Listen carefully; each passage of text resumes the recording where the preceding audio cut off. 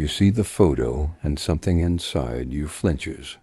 It's not a big thing, just a group of people, smiling somewhere you weren't. Maybe it was casual. Maybe no one meant anything by it. But the body reacts before the story arrives. A small drop, a hollow flicker in the chest. Your thumb hovers over the screen for a moment too long, and then you scroll past it, pretending you didn't feel anything, but you did. The brain already logged the event, and it didn't file it under curiosity. It filed it under threat.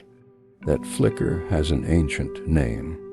Long before social media, long before any of this, being left out was not an emotional wound. It was a death sentence.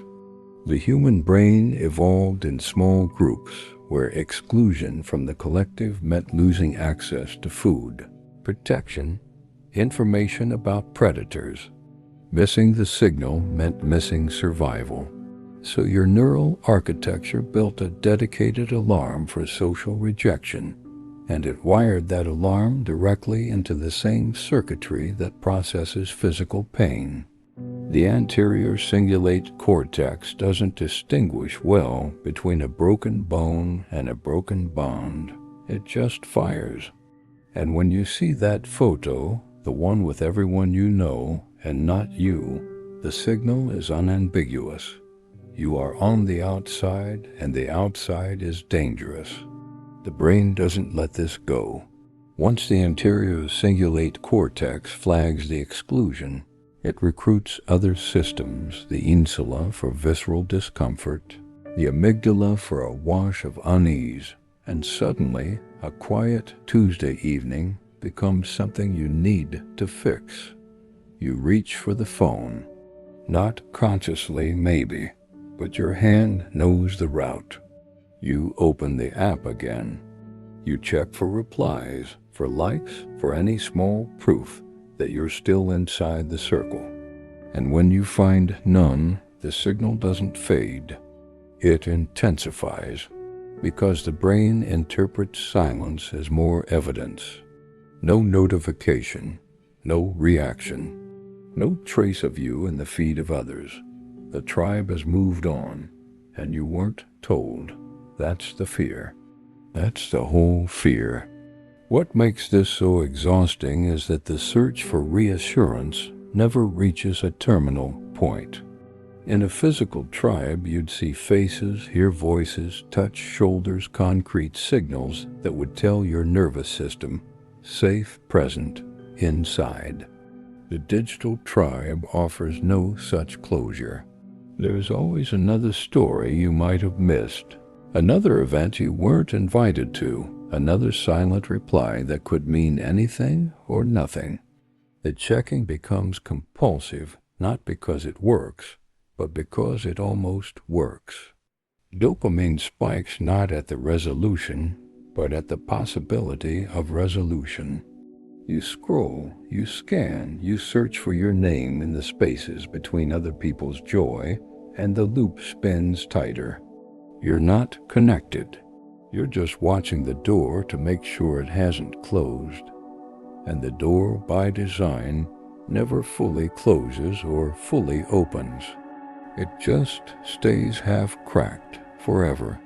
The cruelest trick of this mechanism is that it converts other people's joy into your threat. The photo isn't a photo. The video isn't a video. They're evidence that life is happening somewhere without you, and your brain, ancient, tribal, paranoid, interprets that gap as an emergency. The anterior cingulate cortex doesn't just process your own pain. It also activates when you observe social rejection, even vicariously. You don't have to be the one excluded. You just have to see someone else being included, and the contrast is enough to sting. That's why the feed, with its endless parade of curated gatherings and celebratory posts, feels less like a social tool and more like a surveillance system for your own belonging. What's happening underneath is a prediction error. Your brain maintains a quiet, running model of your social world, who you matter to, where you stand, whether the group still claims you. When reality diverges from that model, a signal fires in the dorsal anterior cingulate, a sharp little jolt that says, "Something is wrong. This isn't a thought." It's faster than thought. It's a precognitive alarm designed to get your attention before the damage spreads. In the ancestral environment, that alarm might have saved your life. Now it just ruins your evening. You see the party you weren't at, and the brain doesn't calculate nuance. It just registers a gap in the network and flags it with the same neural signature as physical injury. The body tenses, the mood sours. You didn't decide to feel bad. Feeling bad was assigned to you by a subsystem that still thinks exclusion means death. The thing is, you know it's irrational. Even as you scroll, even as the faint ache spreads through your chest, the modern part of your brain is trying to reason with the ancient one. They didn't exclude you. It wasn't intentional. You wouldn't even have wanted to be there. But the anterior cingulate cortex doesn't take calls from the prefrontal cortex when it's already firing. Pain has veto power over logic. Always has. That's why physical torture works. That's why heartbreak feels like a punch. The brain uses the same alarm system for social threat because at some point in your evolutionary past, the two were identical. The exile and the predator were the same thing, just in different skins. So the reasoning fails and the body stays braced. What you call FOMO isn't really a fear of missing an event. It's a fear of missing the proof that you still belong. The event itself is symbolic. What you're actually scanning for is evidence of your own inclusion, your own relevance, your own continued existence in the minds of others. Every post you're not tagged in, every inside joke you don't recognize, every gathering that crystallized without your presence, they're data points in a silent argument against your social worth. And your brain receives them not as neutral information, but as micro-rejections, each one a tiny stone, each one a small, quiet confirmation that maybe the tribe is learning to live without you. The compulsion that follows is startlingly physical. Your hand moves toward the phone like a hand moves toward water. No conscious decision, no pause, just a limb seeking relief. And the relief, when it comes, is painfully brief. A notification, a like, a response, a tiny green light in the dark of the social void. Your dopamine system spikes not much, but enough. It's not the reward itself that your brain wanted. It's the signal that reward might be available, the anticipation, the uncertainty. That's what turns a simple check into a loop. Social media doesn't just satisfy your need for connection. It trains your need for connection into a slot machine. What makes this worse than gambling, worse than most compulsive behaviors, is the fact that the need is real. You genuinely evolved to need the tribe. Your nervous system is not malfunctioning when it scans for inclusion. It's doing exactly what it was built to do. The malfunction is in the scale.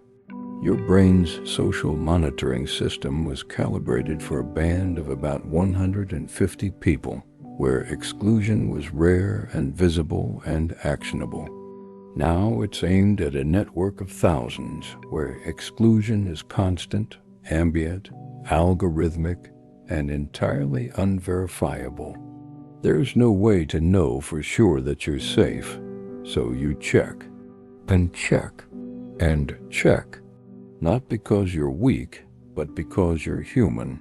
and the machine has found the frequency that makes the human hum with quiet dread. The strangest part of the FOMO architecture isn't the fear itself. It's how the system steadily expands what counts as missing out. If it were just parties and gatherings, you could reason your way out. But the platform has learned to serve you smaller and smaller exclusions, more frequent and harder to dismiss. Someone you barely know had a good lunch. A stranger had a productive morning. An influencer whose name you don't remember achieved something you didn't even know you wanted until you saw it. The anterior cingulate cortex fires regardless. It doesn't care about scale.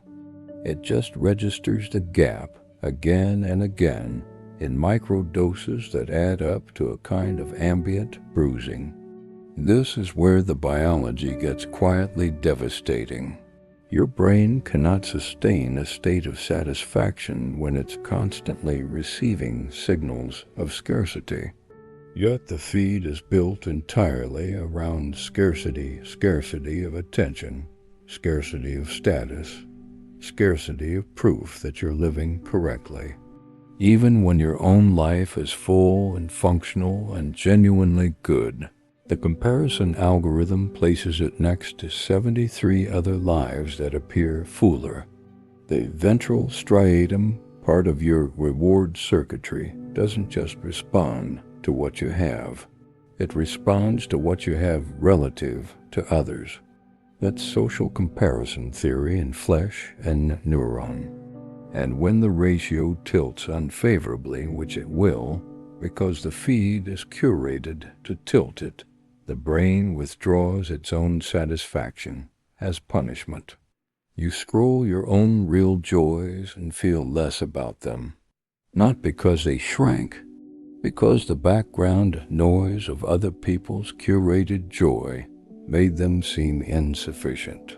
And slowly, without announcement, the checking stops being a response to exclusion and starts being a state of being. You check when you're happy. You check when you're sad. You check in the middle of conversations, not because you expect a message, but because the absence of the phone now feels like a small form of peril. This is the transition from acute FOMO to chronic vigilance, the nervous system no longer needing a specific trigger, just a baseline hum of potential loss. The brain has learned that the tribe is always doing something you're not part of, and it wants to be ready. Ready for what it can't say, but readiness becomes the goal, not belonging. Just alertness to not belonging. What you lose in this state is presence, real presence, the kind required for restoration. The default mode network, which activates during rest and self-reflection, can't fully engage when your social monitoring system is idling in the background. You're never fully alone anymore, but you're never fully accompanied either. You exist in a kind of liminal social space, half watching, half waiting, half there. The brain was never meant to sustain this split attention across hours and days and years, so it compensates by flattening your emotional range. Joy becomes muted. Satisfaction becomes temporary. The only thing that cuts through clearly is the sharp, familiar spike of being reminded that you might be on the edge of something, and the edge is exactly where your ancestors learned to fear most. Maybe the heaviest thing about FOMO isn't the fear of missing an event. It's the slow, quiet realization that you've started performing for an audience that isn't even there. Not posting, not curating, just living as if someone is watching, because your brain, trained by years of ambient surveillance, now assumes someone is. The social monitoring system doesn't shut off when the screen goes dark. You carry the imagined gaze of the tribe into your own kitchen, your own bed, your own unposted hours. And every silence from the digital world becomes a judgment. Every unreturned message feels like a verdict you weren't allowed to hear. The anterior cingulate cortex activates not just for rejection, but for the anticipation of social evaluation, even when no one is evaluating. So solitude becomes performance, and performance over time becomes exhaustion. The loop is flawless in its cruelty because it uses love against you. The need to belong, to matter, to be remembered, these are not weaknesses. They are the scaffolding of every cooperative act in human history. But the machine takes that deep, beautiful need and stretches it across a network where belonging is never sealed, only teased, retracted, dangled again. Your brain chases closure it was never designed to need so constantly. There is no end state, no arrival, no moment where the system says you're safe, you're inside.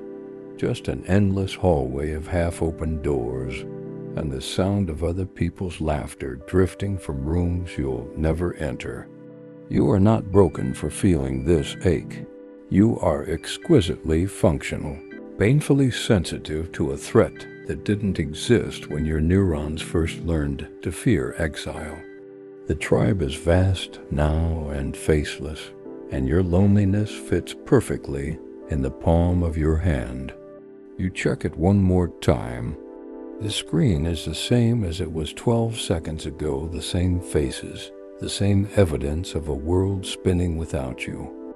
But something in your chest is heavier now, and you can't name what you lost in the last hour of scrolling. Maybe nothing at all, or maybe something small and difficult to measure, like the quiet confidence that your own life, unshared and unwitnessed, was still enough. The anterior cingulate cortex doesn't offer answers. It only asks questions, and the question it's asking now is one you can't close. So you set the phone face down, and the silence that follows feels less like peace and more like the pause before the next alarm. You belong to the tribe still, but the tribe, it turns out, doesn't know your name.